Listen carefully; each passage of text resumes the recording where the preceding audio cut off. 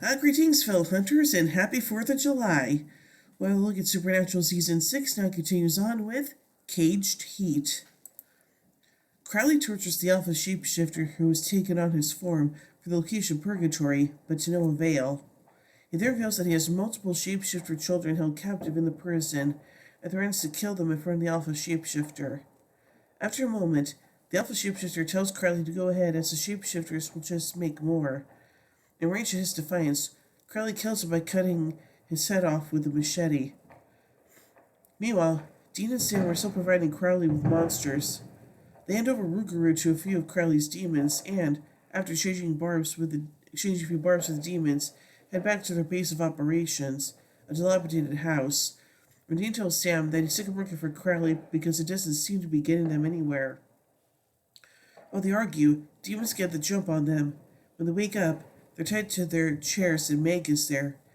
She wants them to tell her where Crowley is, but they don't know, and Sam just laughs at her when she threatens them. He tells Dean not to worry about Meg.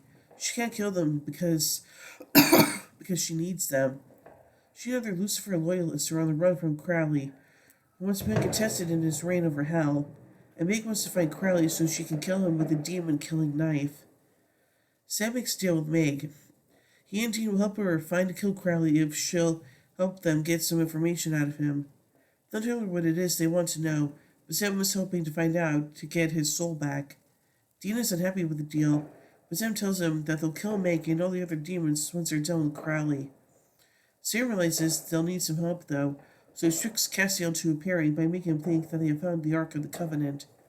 When Castiel tells Sam that he's too busy with the war over heaven help, Sam reminds Castiel that he owes him and tells him that if he doesn't help, he'll hunt Castiel down and kill him, which the latter threatens him in return. Castiel eventually capitulates and tries to locate Crowley with a ritual. The ritual fails, and so the three of them go to the Campbell compound to look for information on Crowley's location. At the compound, they encounter Samuel, who refuses to help them find Crowley. Dean asks him why he won't help them and why he's been working for Crowley, and discover that Crowley promised Samuel that he would resurrect Mary Winchester.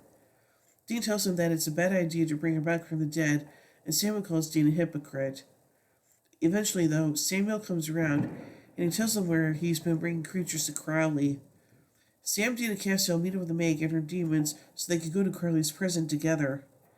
As they get ready to leave, Castiel tells Dean that he's not sure they should return Sam's soul to his body. His soul has been in Lucifer's cage with Lucifer and Michael for over a year, and they have no idea what sort of torture he suffered. Castiel tells Dean that Sam may be broken if he gets his soul back,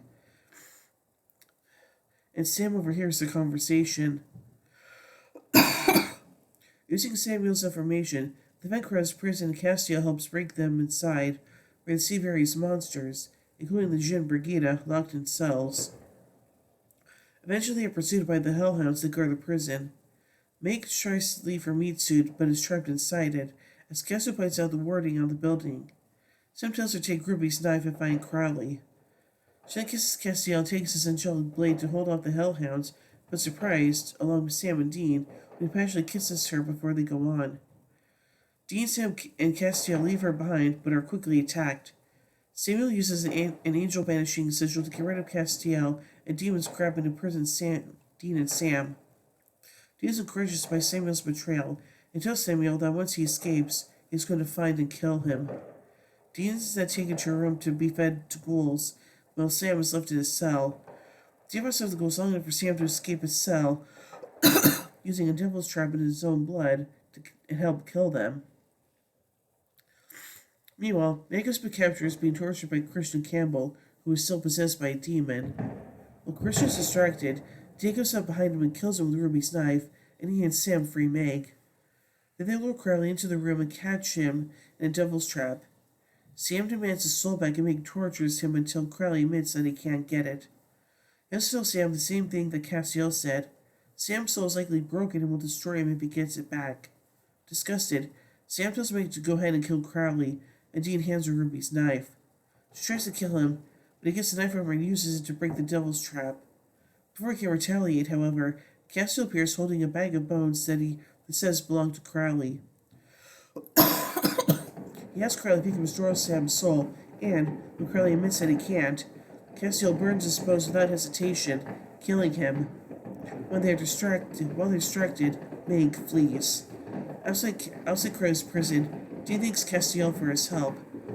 Castiel admits that the war in heaven is not going well, and they'd rather be on Earth most of the time.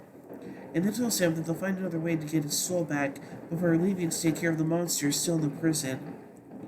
Dean tries to reassure Sam too, but Sam tells him that he doesn't think he wants his soul back after all. Seriously? Wow. Anyway, so let's take a look at some continuity surrounding this episode. Meg makes her first appearance since the Season 5 episode Abandon All Hope. Dean first Meg killing Ellen and Joe with her hellhounds. The sexual tension between Meg and Castiel is further played upon in this episode. The gin that the Campbells captured and exiled Main Street, Brigida, is shown to be a prisoner in Crowley's dungeon. It turns out that Meg studied torture under Alistair. Crowley says that Samuel is the best purchase he's made since Dick Cheney.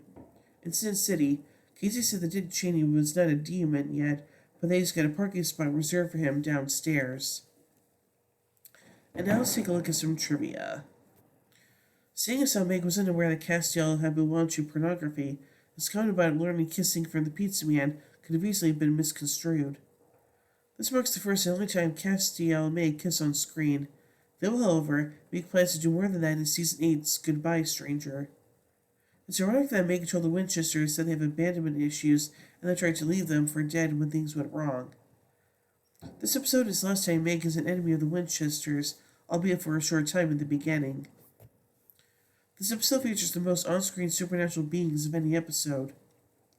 This is the last appearance of Crowley until Mommy Dearest.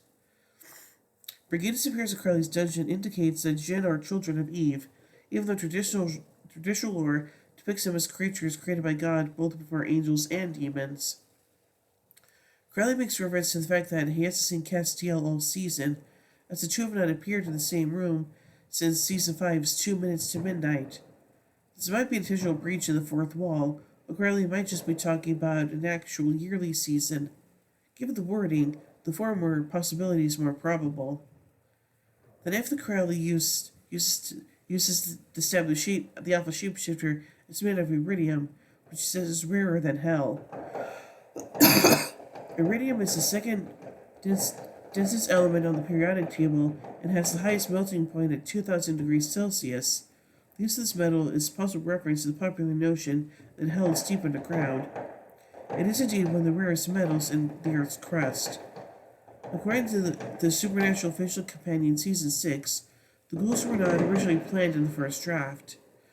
The ghouls were originally going to be a big-ass Lovecraftian tentacle, story editor Brad Matthews explains. In the first draft, Dean gets thrown into this underground pit where there's just sand and a huge trough of water. He starts digging and finds a bone, realizes he's been thrown into a monster pen. The huge tentacle reaches up and grabs him and sucks him under. Sam busts out with a fire axe and chops off the tentacle and pulls him out, but Dean's leg gets all messed up. It was going to be a very bold step into the realm of a monster, but it was just too expensive. Angel blades are shown to be effective against hellhounds. The spell that keeps demons locked in their bodies is a plot device to prevent mass exorcism similar to the one in Justin Bellow. As in this episode, Meg is the only character to not grapple not just one but multiple hellhounds and not only survive, but win.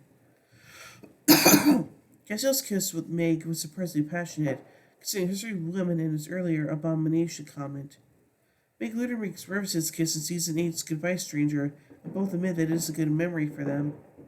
When Sam and the others bar the doors to hold the hellhounds at bay for a bit, they use a wooden stake with blood on the tip.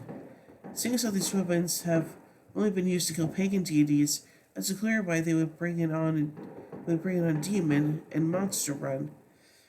They may have simply brought